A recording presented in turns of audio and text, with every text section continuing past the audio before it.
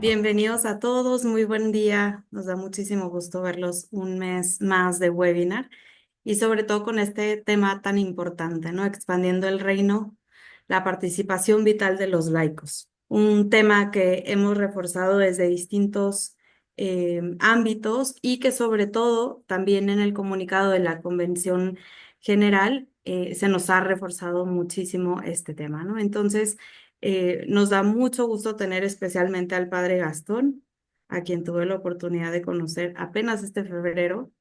Y cuando lo conocí dije, obviamente tiene que estar en un webinar, así que de verdad le agradecemos mucho. Y lo presento, él es chileno y el mayor de 7 hermanos. Se formó en el Colegio Cumbres, donde conoció en primera persona el carisma del Reino Christi. Fue colaborador del ESID en segundo medio en México. La experiencia de darle un verano a Dios fue muy importante para su vocación. En el año 2001 se consagra a Dios en los laicos consagrados del Regnum Christi. Ingresó al noviciado en el año 2009 y se ordenó en diciembre del año 2016. Estudió la carrera de economía y completó sus estudios de filosofía y teología en Roma. Ha trabajado en la pastoral de jóvenes y de adolescentes en México y en Chile. Hoy día es director de la sección de jóvenes de Las Condes y uno de los capellanes del Colegio Cumbres. También coordina la franja de la pastoral juvenil del territorio. Así que de verdad le agradecemos muchísimo que pueda estar aquí. Ha sobre todo profundizado mucho en este tema, así que pues por eso lo tenemos aquí. Bienvenido, padre. Muy bien, pues qué gusto, Diana, estar este día conectados aquí a la distancia. Estoy en Santiago de Chile, como les digo, primavera ya entrando en el verano, muy caluroso acá y cerrando el año también el año académico, de los colegios, de las universidades, etcétera. Y en este marco del mes de María, poder hablar de ese tema tan bonito que es los laicos, la teología de los laicos, que es un tema muy importante para los miembros de Reino Christi y en general para cualquier católico. Siento que se ha profundizado en diferentes aspectos de la teología, por ejemplo, teología del cuerpo, qué sé yo, teología dogmática, de repente uno está más afín o cercano a esos temas, pero la teología del laicado, de los laicos, no se ha desarrollado tanto y sin embargo es tan importante para la vida misma y la santidad del laico, del bautizado y la extensión del reino de Cristo, algo tan propio nuestro. Entonces tenemos este tema precioso que es expandiendo el reino, la participación vital de los laicos. Para hablar de este tema hay que hablar de la Lumen Gentium y del Concilio Vaticano en general. Como ustedes saben, el Concilio Vaticano II es este último concilio que hubo en los años 60 y que nos dejó diferentes textos, cada uno de los cuales profundizaba en algún aspecto. La Lumen Gentium profundizó en la iglesia, la realidad y la belleza de la iglesia. Hoy en día, la Lumen Gentium para nosotros, para todos los temas de iglesia, de laico, sacerdocio, etcétera, sigue siendo el punto de referencia. Muchos de los números del catecismo hacen referencia a la Lumen Gentium. Y también, para hablar de este tema, yo he estudiado mucho a otra persona que es el cardenal Yves Congar, que aquí aparece de blanco. Él es dominico, francés, aparece ahí con Joseph Ratzinger, después fue el Papa Benedicto. Y este hombre, este sacerdote, fue un gran escritor, un gran teólogo del siglo XX, de los más grandes, así dicen, del siglo XX, y que influyó poderosamente al Concilio Vaticano II en general y en particular a esta Lumen Gentium. Entonces, leyendo sus textos, da mucha luz para poder entender algunos aspectos que desarrolla la Lumen Gentium. Bien, entonces vamos a hablar en primer lugar de los laicos. ¿Quiénes son los laicos? ¿Cómo definiríamos laico? No sé, Diana, si en alguna otra sesión han hablado sobre este tema, sobre los laicos, cómo se define. ¿verdad? No sé, ¿cuál es su sentido? Cuando hablamos de sacerdotes, lo tenemos bastante más claro, ¿verdad? Son cristianos que reciben un sacramento especial, el sacramento del orden, y que quedan consagrados para el desarrollo de un ministerio. Pero al hablar de laicos es algo amplio y a veces nos cuesta definir quiénes son los laicos. Bien, entonces, la Lumen Gentium, donde dice LG, dice Lumen Gentium número 31. Comienza así la definición. Con el nombre de laicos se designan aquí todos los fieles cristianos, a excepción de los miembros del orden sagrado y los del estado religioso aprobado por la Iglesia. Así comienza este número. La verdad que es una definición bastante pobre. Podríamos decir que es como una definición un poco negativa, negativa en el sentido de que no describe o no define qué significa ser laico, sino qué significa no ser laico, ¿verdad? Lo que está muy claro es que los que no son laicos son los miembros del orden sagrado, estado religioso. Pero este número continúa con una definición un poco más positiva. Este mismo número después es recogido en el catecismo, en el número 897. A definir laico recoge este mismo número. Y dice, es decir, los fieles que, en cuanto incorporados a Cristo por el bautismo, integrados al pueblo de Dios y hechos partícipes a su modo de la función sacerdotal, profética y real de Cristo, ejercen en la iglesia y en el mundo la misión de todo el pueblo cristiano en la parte que a ellos corresponde. Vamos a analizar un poco esta definición que ya tiene más elementos. ¿Ok? Aquí hay tres elementos interesantes que son incorporados a Cristo por el bautismo. Los fieles laicos están incorporados a Cristo por el bautismo. Y por eso, al estar incorporados a Cristo, participan de Cristo de una función sacerdotal, profética y real de Cristo. ¿Qué es esto? Vamos a hablar un poco de esto. Y viviendo esta función sacerdotal, profética y real de Cristo, ejercen la misión del pueblo, del todo pueblo cristiano. ¿Cuál es esta misión? No es otra cosa que anunciar el reino de Cristo y de Dios e instaurarlo en todos los pueblos. Nos lo dice Lumen Gentium número 5. Ya a nosotros, sobre todo miembros del Reino Christi, nos empieza a sonar esto mucho. ¿Cuál es la misión de los laicos? Anunciar el reino de Cristo e instaurarlo en todos los pueblos, ¿verdad? Entonces nos saltan a la vista estos tres elementos. El bautismo, la función sacerdotal, profética y real de Cristo. ¿Qué es esto? Vamos a hablarlo. Y anunciar y extender el reino de Cristo. ¿Ok? Vamos aquí a meternos no tanto en el bautismo, que gracias a Dios se ha hablado bastante, hay muchos estudios, hay muchas meditaciones, muchas reflexiones sobre la belleza de este sacramento. Vamos a detenernos más en estos dos últimos elementos. ¿Qué es el sacerdocio real profético de Cristo? ¿De qué manera el laico participa de eso? Y esto que tiene que ver con la extensión del reino. Bien. Entonces, el segundo tema, Jesucristo, sacerdote, profeta y rey. ¿Por qué se dice que Jesucristo es sacerdote, profeta y rey? ¿En qué sentido? ¿Verdad? Y eso que tiene que ver con nosotros. Bueno, aquí hay una breve línea cronológica, podríamos decir, de la historia de la salvación. Desde la creación del mundo, Adán y Eva, después en la plenitud de los tiempos viene Jesucristo a salvarnos y por último está la segunda venida de Cristo, ¿verdad? El fin del mundo, etcétera, como un marco muy grande. Entonces, tenemos en primer lugar la creación. La misma Lumen Gentium, seguimos leyendo la Lumen Gentium, en el número 2, nos dice que el Padre Eterno creó el universo para elevar a los hombres a participar de la vida divina por una disposición libre y arcana de su sabiduría y bondad. Es decir, conducir a la humanidad hasta la comunión de su vida, la comunión con Él. Muy bien. Pero, nosotros conocemos bien la historia, viene la caída del pecado, ¿verdad?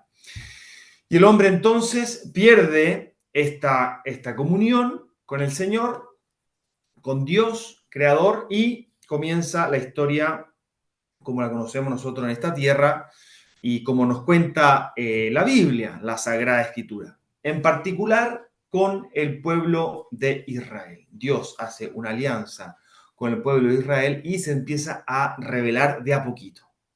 Y este pueblo de Israel quería tener una conexión con el Señor, porque todas las bendiciones le vienen de Dios. Ellos quieren tener esta conexión con Él, quieren recibir de Él su bendición, pero se sienten desconectados. La única manera que tienen ellos para conectarse con Dios, para escucharlo, recibir de Él su palabra, para recibir también su bendición, para poderle ofrecer su vida, su sacrificio, etcétera, es a través de estas tres figuras que son los reyes, los sacerdotes y los profetas del pueblo de Israel.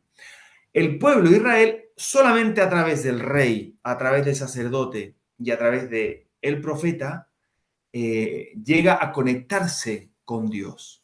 Ellos eran instrumentos y mediadores de gracia entre Dios y su pueblo, a través de los cuales Dios edificaba a su pueblo, ¿verdad? Tanto el rey como el sacerdote como el profeta, para ser consagrados para su misión, eran ungidos, ¿verdad? Ungidos con el óleo, con el aceite santo, ¿verdad? Ellos eran ungidos, pero esto, que es una ayuda maravillosa, nunca es suficiente, ¿verdad? El pueblo de Israel anhela una conexión mayor con Dios, ¿verdad? Seguimos leyendo la Lumen Gentium. Por encima de todas las mediaciones humanas ya conocidas, ninguna de las cuales era capaz de consumar su esperanza, Israel ansiaba un rey, un sacerdote y un profeta, anhelaba un Mesías, un ungido de Dios. Ya no un sacerdote ungido, ya no un profeta ungido, sino que el ungido.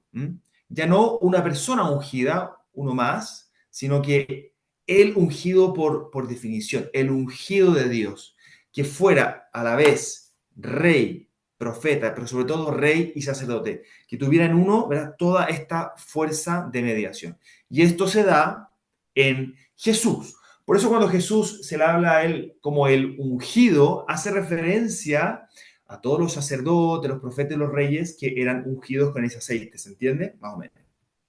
Bien, Jesucristo viene a ser este sacerdote por definición, ¿verdad? Capaz de ofrecer, ya no sacrificios externos, ya no sacrificios de animales que tienen que ser repetidos, sino que Él es sacerdote y víctima capaz de ofrecer ese sacrificio definitivo que une a la humanidad con Dios. Él es profeta capaz de enseñarnos la verdadera palabra de Dios. Es más, Él es mismo la palabra de Dios encarnada. Él es el camino, la verdad y la vida, la plenitud de la revelación. Y también es el rey, por definición, un rey que nos viene a liberar de toda esclavitud, que nos defiende y nos libera sobre todo de la esclavitud mayor, que es la esclavitud del pecado. Muy bien.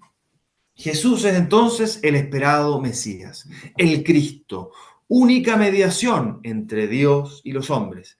Este Cristo poderoso, rey y sacerdote, es la única esperanza de nuestra salvación eterna. El único medio dispuesto por Dios para asociarnos a su reino glorioso. Ok, y aquí aparece el concepto de reino glorioso, de reino de Dios o reino de Cristo, ¿verdad? Ok, entonces Jesucristo nos trae en plenitud este reino de Dios. El reino de Dios está cerca. Jesucristo mismo es el reino de Dios. Nos invita a entrar a este reino.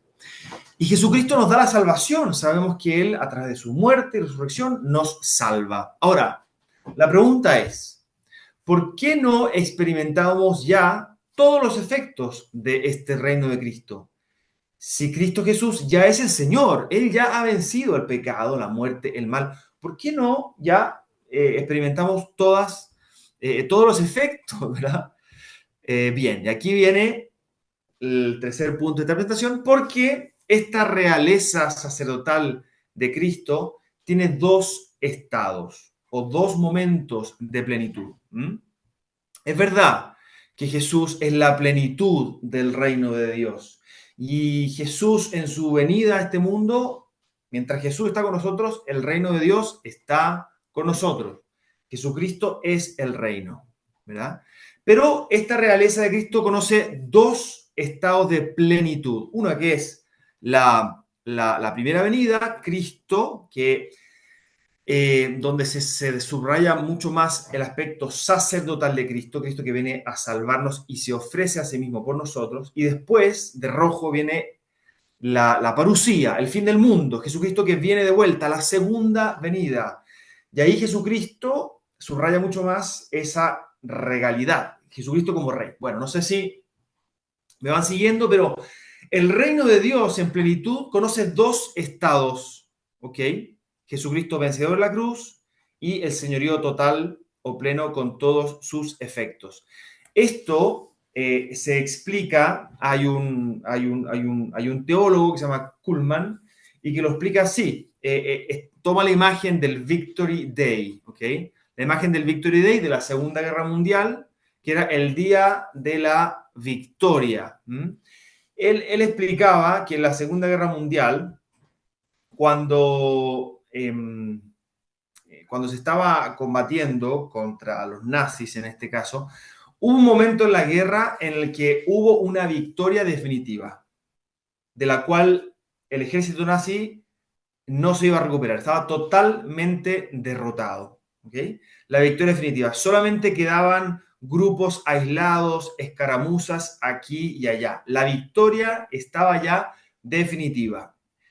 Y este teólogo compara a que la muerte de Cristo en la cruz, la salvación que nos ha traído, se parece a esa batalla definitiva donde el ejército que pierde sale escapando, ¿verdad? Y se da la victoria. Sin embargo, todavía no se firma la paz. Todavía hay grupos que hacen guerra de guerrillas, todavía hay peligro de ahí de que te llegue alguna bala, todavía no es el Victory Day. El día de la victoria o el Victory Day es ese día final en el que el ejército vencedor entra por las calles de la ciudad, ya finalmente no hay ningún peligro y hay una gran fiesta de celebración porque esa victoria que fue conseguida hace algunos, digamos, días o semanas o meses, ya finalmente se concreta en el país, en el pueblo, en la ciudad. Entonces, usando esa imagen, él dice que sí, Jesucristo nos ha salvado de la cruz, ciertamente,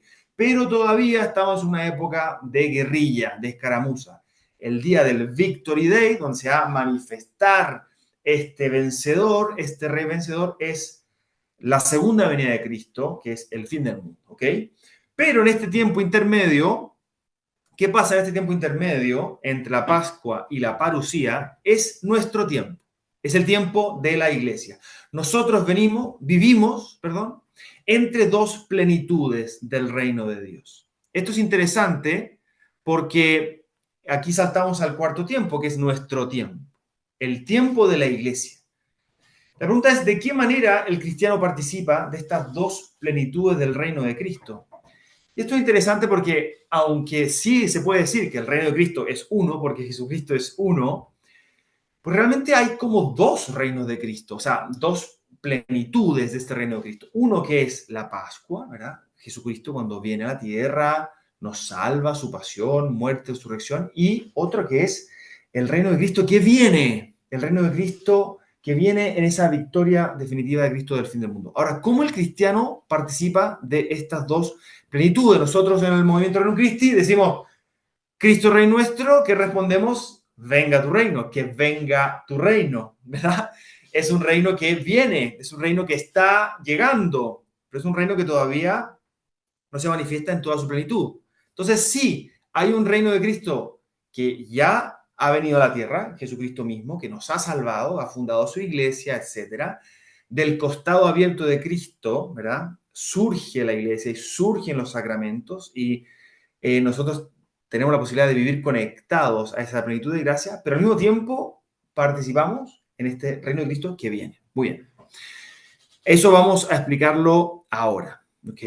Como nosotros, aquí seguimos en la línea de tiempo, en la parte inferior, ha aparecido ahí una figura.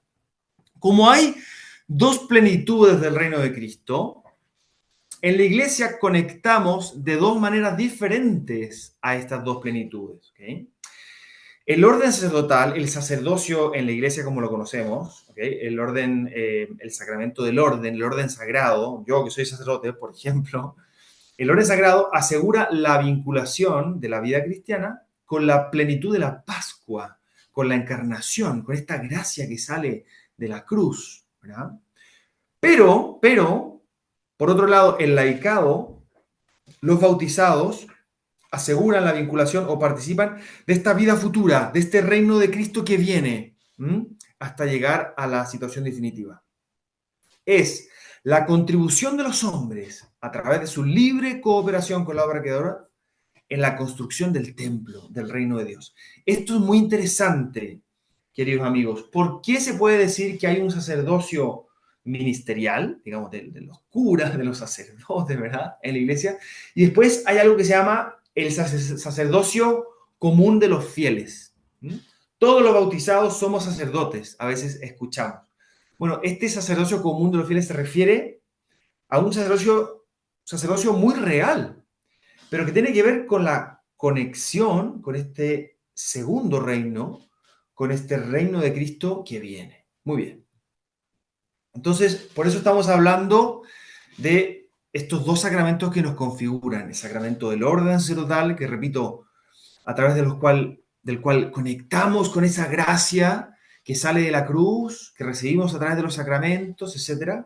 Y también el sacramento del bautismo, que viene primero, que nos inserta en Jesucristo y que a través del cual participamos de su llevar el mundo de vuelta a Dios, el sacerdocio común de los fieles. ¿Okay? Vamos un poquito hacia allá. Y este quinto punto, ya estamos llegando a tierra derecha, como se dice, es los laicos y su sacerdocio común. ¿En qué sentido se habla de esto? Bien, seguimos leyendo la Lumen Gentium en su número 10. Estamos aquí en temas de teología, un poquito, ¿verdad? Un poquito elevados quizás, pero muy interesante. Muy interesante porque nos ayuda mucho a conocer más de esta belleza. ¿Qué significa ser bautizados? ¿Qué significa estar unidos a Jesucristo? ¿Y por qué se habla de estos dos sacerdocios diferentes? ¿Verdad? Bien, vamos a leer este párrafo de la Lumen Gentium número 10. Cristo Señor, pontífice, tomado entre los hombres, pontífice significa puente, ¿okay? Es un puente entre Dios y los hombres.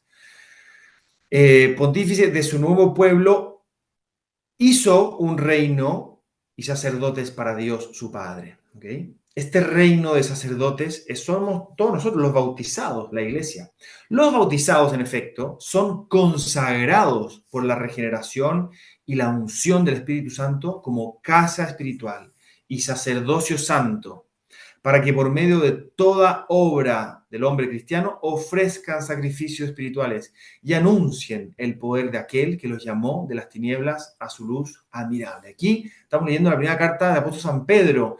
Si se fijan ya con estos verbos, ofrecen, anuncian, nos empieza a resonar a un sacerdocio común, a un ser profeta. Todos los bautizados estamos llamados a ser profeta y a ser reyes, a liberar nuestro corazón del pecado y a liberar el mundo de las estructuras de pecado.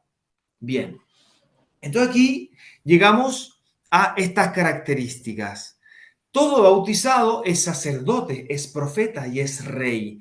La Lumen Gentium, en su número 34, 35, 36, describe qué significa, ¿verdad?, que nosotros como bautizados, aquí nos toca a todos, somos sacerdotes, somos profetas y somos reyes, ¿verdad? Y esto tiene que ver mucho con nuestra misión de laicos. ¿Y qué significa extender el reino de Cristo? ¿De qué reino de Cristo estamos hablando? Del único, sí. Pero nuestra misión, ojo, no es solamente conectarnos, recibir sacramentos para recibir la gracia de Dios que surge del costado abierto de Cristo. Eso está muy bien, eso está muy bien. Pero solamente es parte de nuestra misión. No podemos olvidar esta segunda parte. Somos sacerdotes, profetas y reyes para llevar el mundo de vuelta a Dios, para hacer que el reino de Cristo en su plenitud, esa segunda venida, venga pronto. ¿Okay? Esto es muy bonito y esto es muy importante. Ser laico, ser un laico santo, ¿verdad? No significa tratar de imitar a un sacerdote. ¿Verdad? Yo soy más santo mientras más cerca estoy del altar. ¿Verdad? Entonces voy a hacer un curso para ser un ministro extraordinario de la comunión, porque yo mientras más cerca estoy de la comunión, entonces estoy más cerca de Dios o cumplo mejor mi misión o soy muy santo, soy más santo. No necesariamente, no necesariamente. Los sacramentos son fundamentales para conectarnos a esta vida de gracia que bien nos viene de Dios, por supuesto, por supuesto.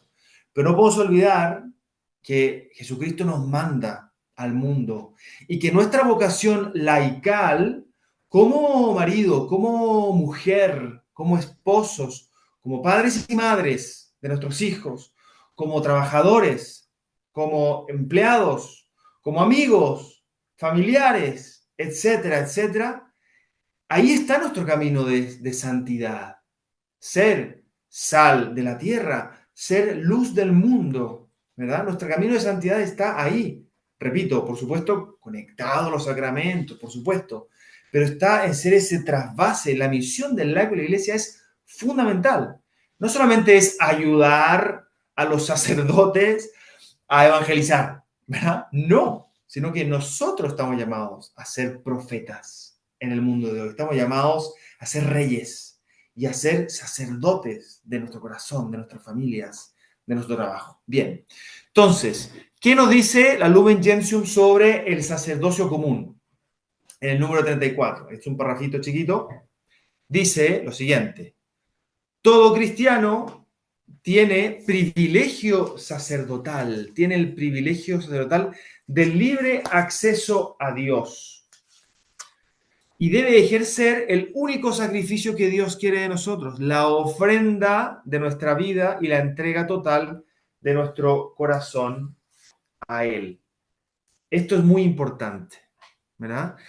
En el antiguo Israel, la manera de conectar con Dios o de ofrecerle algo a Dios, los judíos tenían que ir al templo, tenían que ir con un sacerdote, entregarle su ofrenda, y es el sacerdote el que mediaba, ¿verdad? Y el que podía hacer ese sacrificio en nombre de la persona, del judío, del israelita. Nosotros no, como estamos unidos a Cristo por el bautismo, nosotros directamente podemos ofrecerle nuestra vida, nuestro corazón, nuestro trabajo, nuestras alegrías y tristezas, nuestros sueños. Directamente podemos ofrecerle nuestra vida al Señor. Y esto es maravilloso, porque somos sacerdotes. Somos sacerdotes, estamos unidos a Cristo. Podemos ofrecerle nuestra oración, nuestro trabajo, nuestro sacrificio, nuestras alegrías, etc. En este sacerdocio común de los fieles se aplica de muchas maneras, ¿no? Por supuesto que tiene que ver con la Eucaristía, ¿eh? No digo que no, pero dentro de la misma Eucaristía, por ejemplo, existe una cosa que son las ofrendas o la procesión de ofrendas o un momento del ofertorio. El momento del ofertorio dentro de la misa es un momento precioso para vivir el sacerdocio común de los fieles. Yo en ese momento de la misa en particular estoy llamado a llevar al altar, simbolizado en el pan y en el vino, mi trabajo, mi familia, mis sueños, mis esperanzas, poner toda mi vida sobre el altar del Señor. Pero depende de mí. La participación en la misa activa pasa por un vivir este sacerdocio común de los fieles. Bien, vamos a pasar a otra característica de la mediación de Cristo. Ser profeta. En el número 35 de la Lumen Gentium dice que cada cristiano anuncia a Cristo con el testimonio de su vida y de su palabra. Los laicos están llamados a evangelizar en las condiciones generales de nuestro mundo. Después en este número baja a decir diferentes ejemplos, ¿no? El Catecismo de la Iglesia Católica también baja a algunos ejemplos.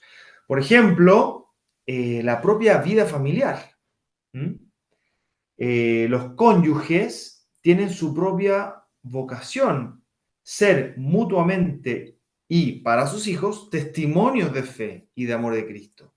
La familia cristiana proclama en voz muy alta tanto las presentes virtudes del reino de Dios como la esperanza de la vida bienaventurada. Ser profeta en primer lugar dentro de mi estado de vida, como esposo, esposa, como padre, madre de familia, entre mis amistades, entre mi vida laboral. Estoy llamado a testimoniar, en primer lugar, con mi vida, ¿no? Ser profeta, que a nosotros en particular, miembros del Reino Christi, nos suena mucho, porque estamos llamados a ser apóstoles. Ser apóstol, ser profeta del mundo de hoy, no es algo que está reservado a ciertas personas especiales, que tienen cierta formación o que tienen cierta personalidad. No, no, no. Todos nosotros bautizados, porque estamos unidos a Cristo, participamos de Cristo, de su misión de ser profetas, ser anunciadores, desde nuestra propia oración, ojo, a partir de nuestra oración nosotros rezamos por los demás. A través de nuestro testimonio personal de vida, a través de nuestra palabra y por supuesto también a través del apostolado individual, el apostolado organizado. Y dentro del movimiento tenemos muchísimos ejemplos. Por lo tanto, ser profeta, ser evangelizador, ser apóstol, no es un permiso especial, no es algo que nosotros le ayudamos al obispo o le ayudamos al sacerdote, ¿no? Sino que es mi misión, porque de Cristo me comparte su misión de ser profeta, anunciador, salvador del mundo. Y bien, la tercera característica que la Lumen Gentium nos habla en el número 36 es la de ser rey. Estamos llamados a ser reyes, reyes de la creación. La realeza de Cristo permite al cristiano liberar su corazón de la esclavitud respecto al mundo y también reconciliar las realidades humanas temporales con Cristo. Los laicos contribuyen eficazmente a que los bienes creados sean promovidos mediante el trabajo humano, la técnica y la cultura civil para utilidad de todos los hombres sin excepción, sean más convenientemente distribuidos entre ellos y a su manera conduzcan al progreso universal en la libertad humana y cristiana. ¿Ok? Ser rey significa liberar mi corazón de la esclavitud del pecado, de la esclavitud del mundo. Qué importante, estamos llamados, ¿verdad?, a ser reyes de nuestro corazón, de nuestra vida. Y al mismo tiempo, liberar el mundo. Esto, en lenguaje de San Pablo, quizás a alguno les suena. San Pablo tiene una expresión que significa, que dice, recapitular todas las cosas en Cristo. Recapitular la creación en Cristo, ¿no? La anakefalaiosis en griego. Llevar toda la creación de vuelta al Creador. Y nosotros laicos estamos llamados a eso, ¿verdad? Los planetas, la naturaleza, toda la creación preciosa están esperando a que llegue el ser humano, la única criatura libre, capaz de amar, capaz de entregar y ofrecer, para llevar todo de vuelta al Padre. Y liberar también las estructuras humanas, sociales. ¿Cuántas veces vemos pecado que está inserto en las estructuras de este mundo? En la esclavitud, en la prostitución, en la corrupción, etcétera. Tanto pecado insertado, la violencia, la separación, la división, la insidia, ¿verdad? Los juicios malsanos, la calumnia. Estamos llamados a purificar, limpiar, liberar al mundo del pecado, ¿no? Si pudiéramos resumir este sacerdocio real profético de Cristo y de los bautizados, de nosotros como laicos, se puede resumir en estos tres verbos. Para mí estos tres verbos son importantísimos. Como sacerdotes estamos llamados a ofrecer, ¿verdad? Como profetas estamos llamados a anunciar, testimoniar la palabra. Y como reyes, llamados a liberar, colaborar con la gracia de Dios para liberar mi propio corazón de la esclavitud y también liberar el mundo del pecado. Muy bien, queridos hermanos, hasta aquí la presentación. Yo voy a dejar de compartir la pantalla y bueno, ha sido una presentación muy rápida de teología, sí, ha sido de comentario teológico, ha sido un tirarse un piquero, como se dice acá, ¿verdad? Un chapuzón a esta agua que es agua de la gracia, de la teología que nos viene de la doctrina de la iglesia y que está esperando, ¿verdad?, germinar y fructificar en los corazones de todos los bautizados, todos nosotros como bautizados y laicos en particular, llamados a ser, a vivir este sacerdocio real, profético de Cristo. Tiene mucho que ver con nuestra vocación. Tiene mucho que ver, ¿no? No sé quién aquí participa, no son miembros del movimiento Rerum Christi. Tienen mucho que ver con la extensión del reino de Cristo. ¿De qué estamos hablando cuando hablamos de la extensión del reino de Cristo? ¿Verdad? Ya vimos que este reino de Cristo es Jesucristo mismo en su persona, pero que tiene dos momentos de plenitud en la historia. La Pascua, muerte y resurrección de Cristo, y la parusía, la segunda venida. Cuando decimos venga tu reino, le decimos a Jesús que venga tu reino a mi corazón, a mi vida. Y a través de esta conexión que tengo con Él por el bautismo, yo mismo puedo colaborar con esa extensión, con ese venir de ese reino. Y eso hace, de nuevo, que mi entrega apostólica, mi entrega a mi vida de oración, mi entrega en la santidad diaria tenga un horizonte nuevo, un horizonte nuevo. Yo no es que voy a estar más cerca de Dios necesariamente porque estoy más cerca del sacerdote, ¿no? El sacerdote tiene su propia vocación, sino como laico estoy llamado a colaborar con Cristo en esta extensión de su reino. Por ahí veo una mano levantada. Adelante, Jean Pablo. Gracias, Padre. En esta primera parte de la exposición, ese ya, ¿verdad? Pero todavía no. Siempre me causa la dificultad. Sin embargo, en esa parucía, los cristianos podemos ver de qué se trata, si es una segunda venida definitiva y ahí se acabó todo y todos para un lado para el otro, o sigue la vida como la conocemos. ¿Se sabe algo al respecto? Es muy interesante esa pregunta.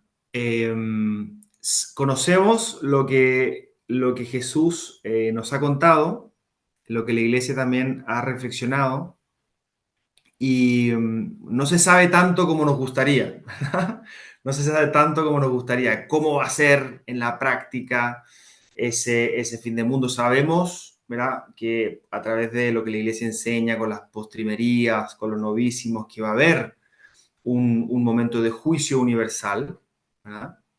Que no reemplaza mi juicio particular, son dos cosas diferentes. Si yo me muero el día de hoy, tengo primero mi encuentro con Cristo y un juicio particular, independientemente del juicio universal, que será el fin del mundo, donde todos conoceremos todo también.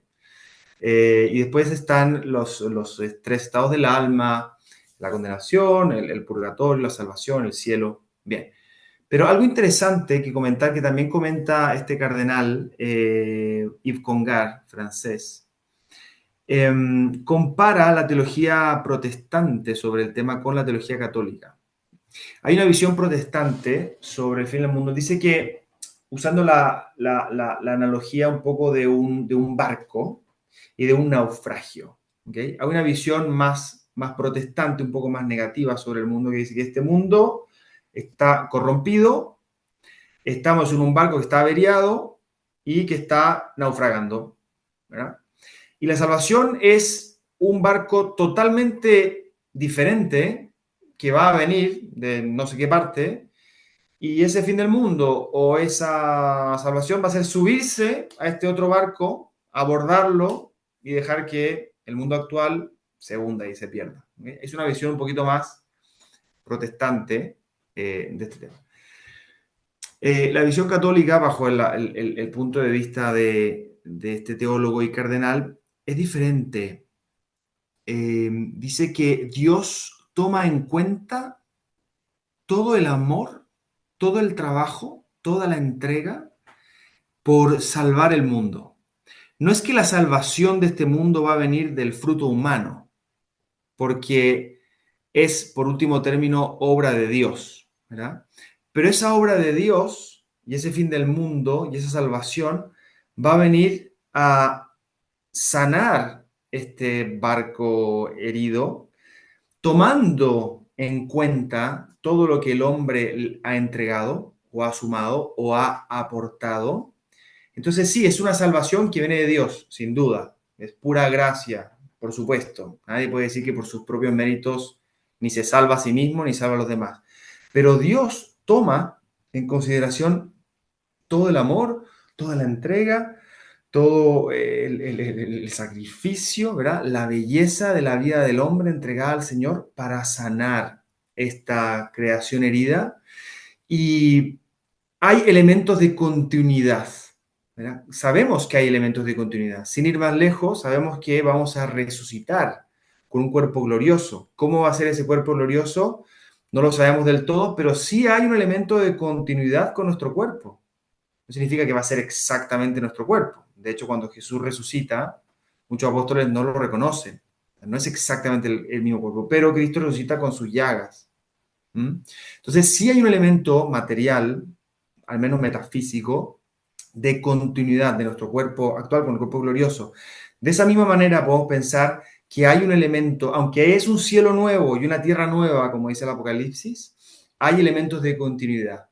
Pero el acento que pone aquí este teólogo y este cardenal de la iglesia, que de hecho Juan Pablo II lo nombró cardenal, ya cuando era muy mayor, a este dominico, teólogo, Congar, como una especie de gratitud por toda su fidelidad a la iglesia en tiempos muy difíciles del concilio y del posconcilio y su ayuda. Entonces, hay este elemento, no sé si respondo a la pregunta, yo creo que no, pero hay este elemento de aporte, de continuidad y de entrega. Muchas cosas que no sabemos ni cuándo ni cómo va a ser técnicamente, pero lo que sí sabemos es que Dios nos ha revelado todo lo que necesitamos para nuestra salvación. Dios nos ha entregado todo lo que necesitamos para nuestra salvación. O sea, de nuevo, la pregunta es si es que Es yo... si yo podré ser más Cristo meditando y ejercitando con estos medios del Reino Christi. eh, por supuesto que sí. A ver, todos estamos llamados a ser otros Cristos. Por un lado, estamos unidos a Cristo por el bautismo ya. ¿Mm? Estamos conectados a Él por el bautismo. Somos hijos amados de Dios, hijos adoptivos, ya lo somos. Lo que hagamos o dejemos de hacer ayudará, pero ya somos hijos amados de Dios. Ahora, estamos llamados a colaborar con nuestra libertad, con una gracia que nos es dada. Esa colaboración ayuda a que el don de Dios, el don de la fe, de su gracia, dé más fruto. En ese sentido, puedo decir que nos unimos más a Cristo, estamos más insertados como el sarmiento a la vid, ¿verdad? Entonces, todos los medios espirituales, y en particular los sacramentos, la vida de oración, son medios no solamente recomendados, sino necesarios para el crecimiento espiritual, unidos a un hacer de nuestra parte para que nada obstaculice la acción de la gracia. Pero es la acción de la gracia lo más importante. Nuestro deber es no obstaculizar, estar cerca y conectado con la gracia de Dios, que nos vienen los sacramentos, la oración, ¿verdad? La palabra de Dios, todos estos elementos y en general quienes participan aquí del movimiento Reino Christi, todas las 5 áreas o los 5 pilares del movimiento son maneras de vivir la fe y al mismo tiempo permitir que esa gracia de Dios vaya dando más fruto. Entonces, aunque sí, estamos unidos a Cristo, estamos llamados a ser también más como Él, más otros Cristos. No sé si alguien más tenga alguna pregunta. ¿Puedo? Sí, adelante. Padre, ¿podría repetir lo que dijo en la definición de sacerdote, profeta y rey? Por ejemplo, había dicho sacerdote a una acción, profeta, rey a liberar. Las dos primeras, ¿qué es? Sí, los verbos, claro, en este texto de la Lumen Gentium, cuando explica qué son estas 3 funciones o estas 3 características mediadoras de Cristo y que nosotros también participamos por nuestro bautismo, utiliza algunos verbos. Para mí, los más importantes son los siguientes. Al ser sacerdotes, como Cristo, estamos llamados a ofrecer nuestra vida, nuestro corazón, nuestras alegrías. Por ser sacerdotes podemos ofrecer directamente a Dios nuestra vida. No necesitamos ir a un templo allá en Jerusalén, tomar una oveja o hacer un sacrificio y dárselo a un sacerdote allá para que él lo sacrifique. Yo directamente puedo ofrecer mi vida a Dios, puedo ofrecerle mi corazón. Se hace a través de mi misma vida de oración. Y se hace en particular, por ejemplo, a través de la Eucaristía, lo que hablamos del ofertorio de la misa. Tiene mucho que ver esto. Entonces, sacerdocio, ofrecer. 2, profeta, estamos llamados a ser profeta, o apóstoles, diríamos nosotros, anunciar, anunciar. Anunciar, que es una palabra un poco más amplia que predicar. Predicar es como mucho de decir cosas, pero anunciar es muy amplio. Anunciar a través de mi presencia, de mi amor, de mi testimonio de vida.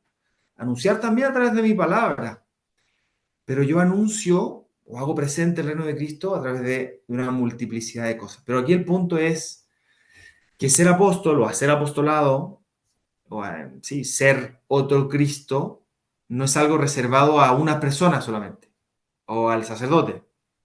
No es que yo le ayudo al sacerdote, ¿verdad? Sino que por ser bautizado, estoy llamado ya de por sí a ser profeta, anunciado. Entonces, profeta anuncia. Y en tercer lugar, rey libera. ¿Qué hacen los reyes? Los reyes gobiernan, pero ante todo liberan. Son las personas más libres. El rey es la persona más libre porque no tiene nadie arriba de él, ¿verdad?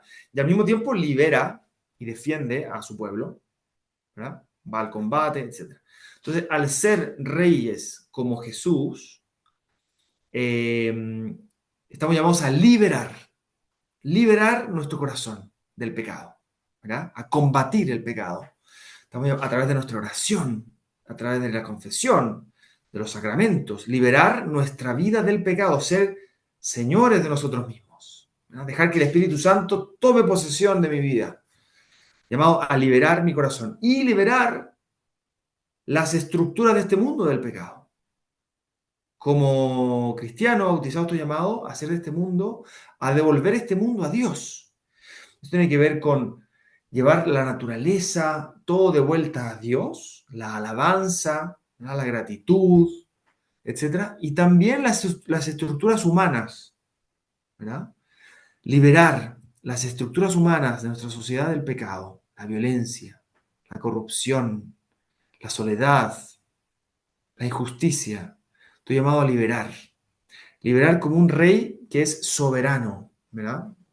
Porque por gracia de Dios tengo todo lo que necesito para ser libre, para que Dios sea mi único Señor. Si Dios es mi Señor, ¿verdad? Soy libre. De lo contrario, caigo esclavo de otras cosas, utilizando el lenguaje bíblico. Si Dios no es mi Señor, no soy libre, caigo esclavo. Y eso lo vemos en el Antiguo Testamento, en el pueblo de Israel. cada vez que el pueblo de Israel rechazaba a Yahvé, su Señor, caía esclavo de otras potencias. Entonces, ser rey como Cristo es esa libertad, liberar mi corazón, liberar el mundo del pecado, liberar la creación. Gracias, Padre. De nada. Terminamos con una oración.